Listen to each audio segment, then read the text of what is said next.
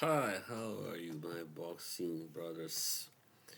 Yeah, this is another boxing round. Well, I got. I'll be talking about mainly one card that's in London this Saturday, but before that, there's also a big fight on Friday in Glendale, and that is between Jaime Munguia and Erik Bazinyan. A really splendid matchup between two rather young, still young fighters.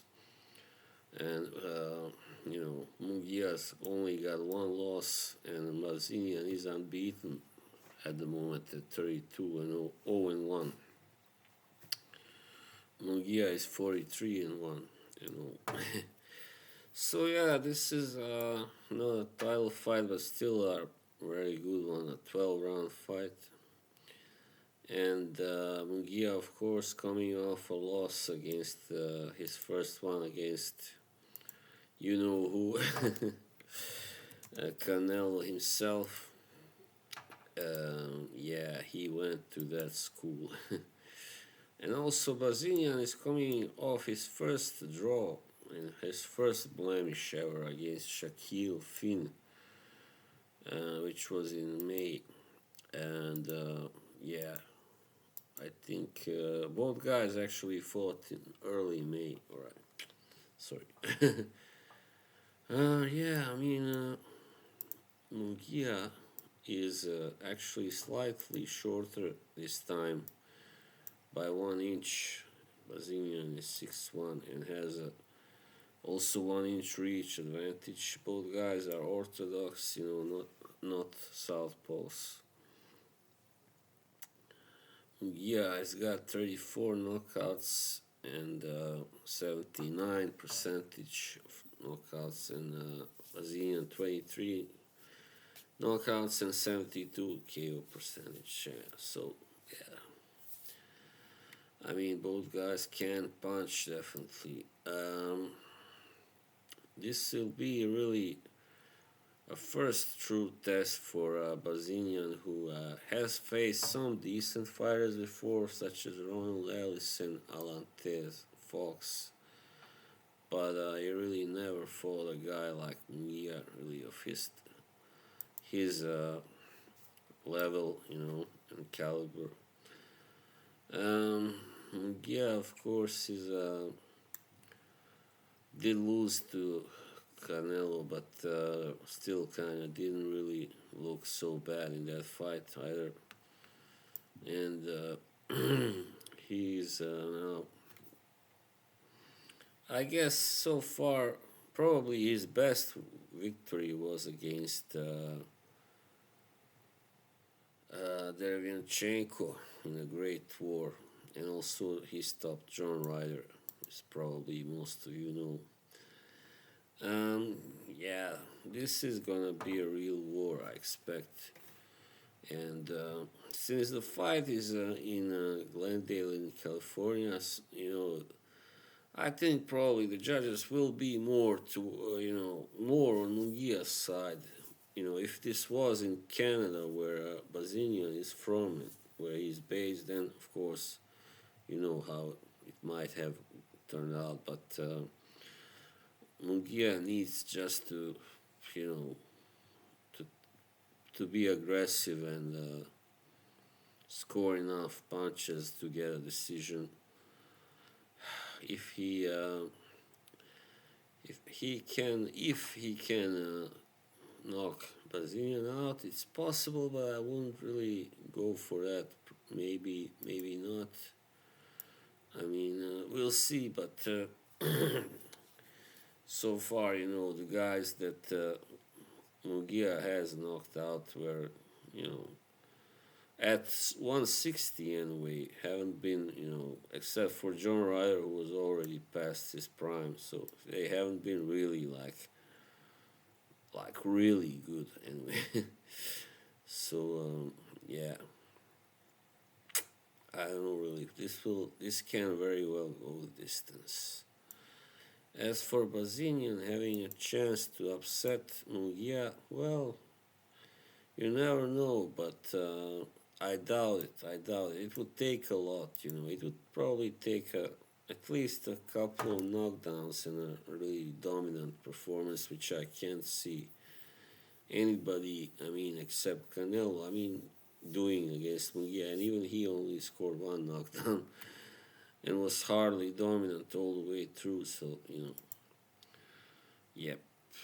All right.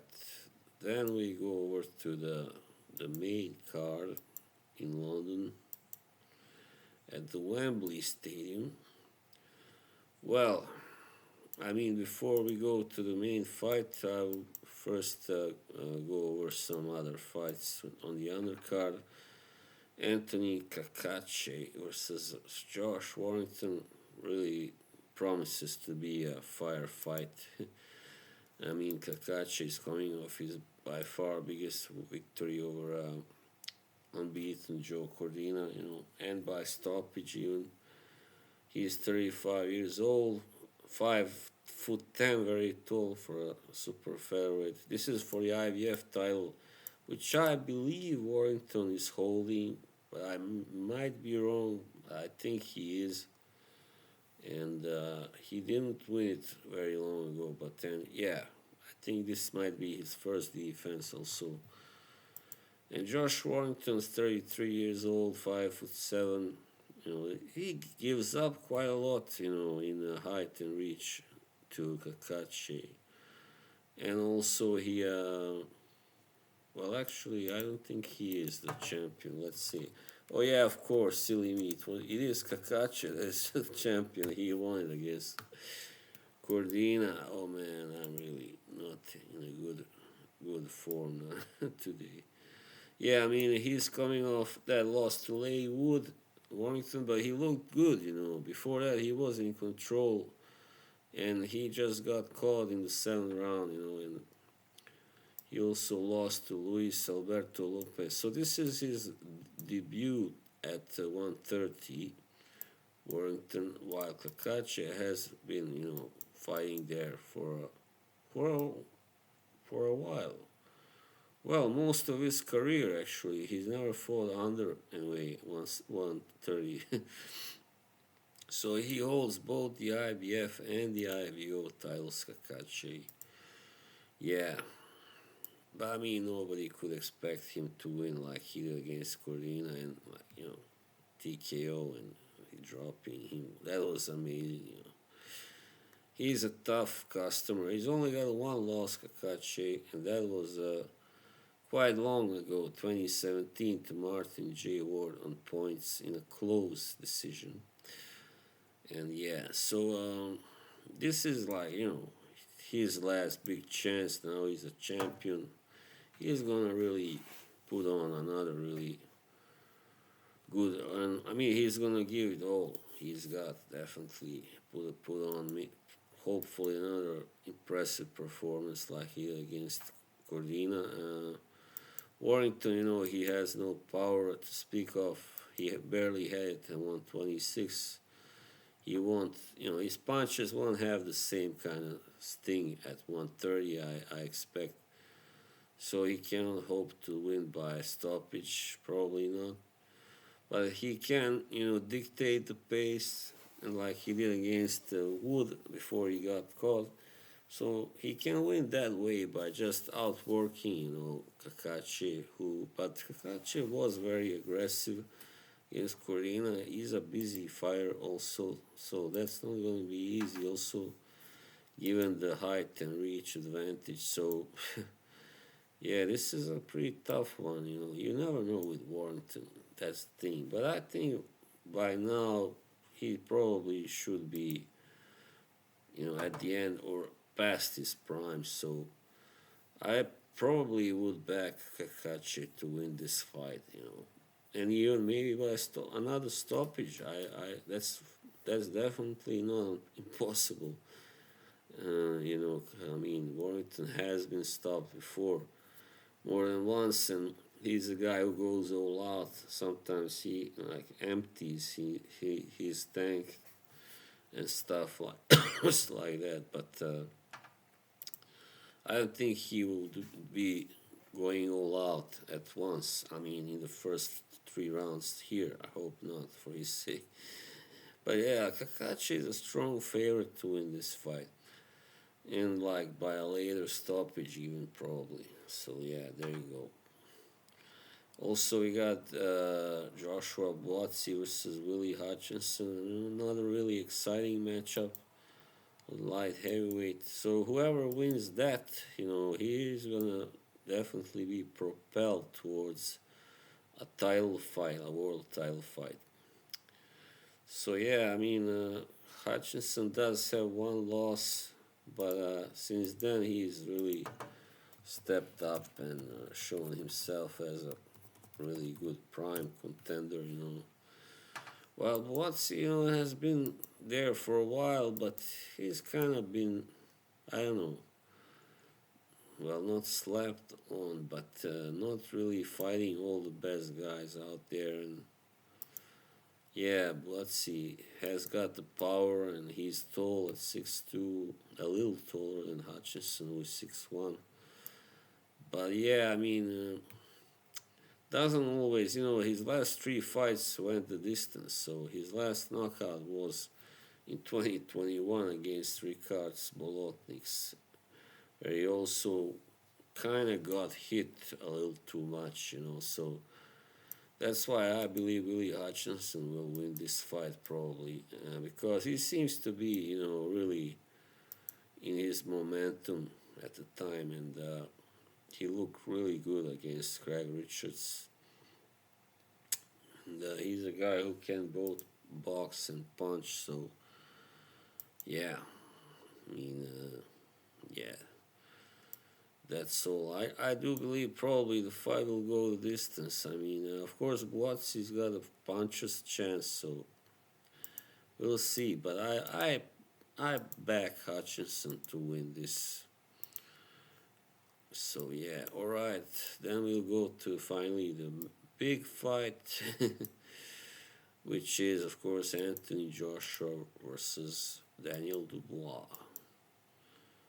So yeah, now Daniel Dubois is this is for the IBF title, and oh man, it's a great matchup, a great domestic British heavyweight matchup. We haven't seen something like this in a while, because Joshua versus Fury never happened, and the closest thing I think we had was Chisora versus White 1 and 2. So yeah, but this is bigger, definitely bigger matchup, bigger and better.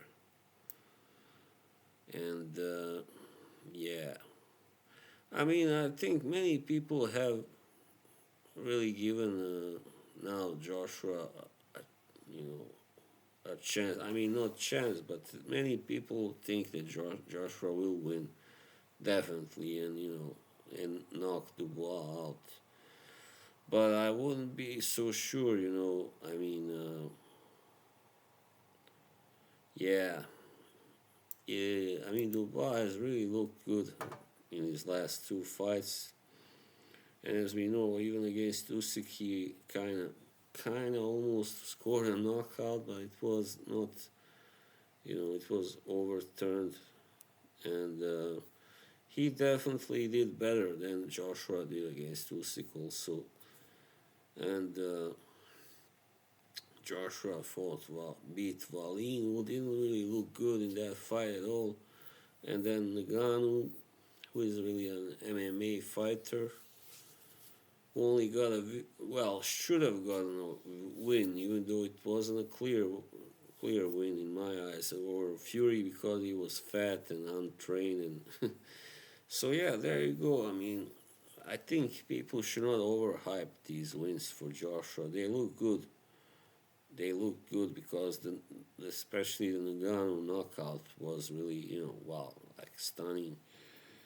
But these were not, people, I mean, fighters of the same stature as, for instance, yeah, Usyk and Fury, we know that, but also Zhang or Parker, Dubois, of course. So yeah, we know that Dubois can hit, he can punch, and now he's shown against Hrgovic that he can take punches as well.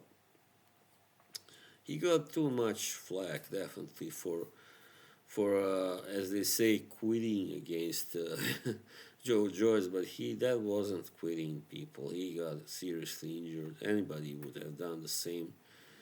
And just the fact that he did go out for another round when he should have, when he would have been justified to stop, to quit, that shows he has heart, and now he has proven to everybody. So it will not be an easy task, definitely, for Joshua, not at all. And he better not expect that he can just knock Dubois out just like that, like with 3 or 4 punches or something.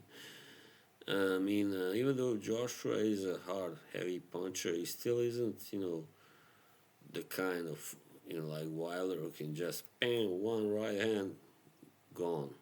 So he's not that kind of, that heavy or hard hitting. So, yeah, definitely. And I think this time Dubois will has matured also. If this fight had happened 2 years ago or 3, I would have definitely said, oh, no doubt Joshua wins this fight. No, no way. Dubois has no chance. But now Dubois is 26, while Joshua is approaching 35.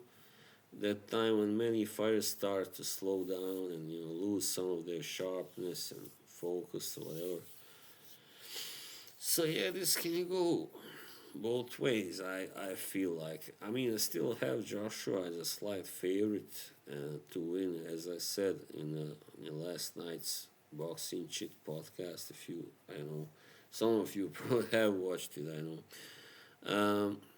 Like 60%, I give Joshua 60% and Dubois 40% chances to win. So if Dubois manages to counter effectively Joshua's punches, he manages to land, the right punches, he can definitely, knock out Joshua.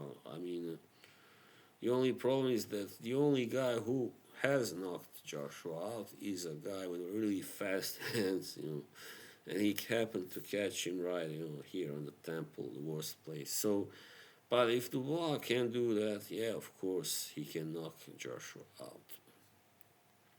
But, yeah, that's why it's really hard for me to predict this a winner, but that's why I stopped doing that, But I can only say there is a good chance that Joshua will knock Dubois out, and I think there's a chance this fight can go distance, but it will more likely end in a knockout, and probably before the 10th round too, or before the championship rounds. Yeah. So yeah, there you go. I mean, it will be very exciting. I can't wait. I'm really looking forward to. So yeah, anyway, those were my views on these fights. So yeah, I really can't wait. I hope you all enjoy them as well. And right, I'll see you soon. Right, bye.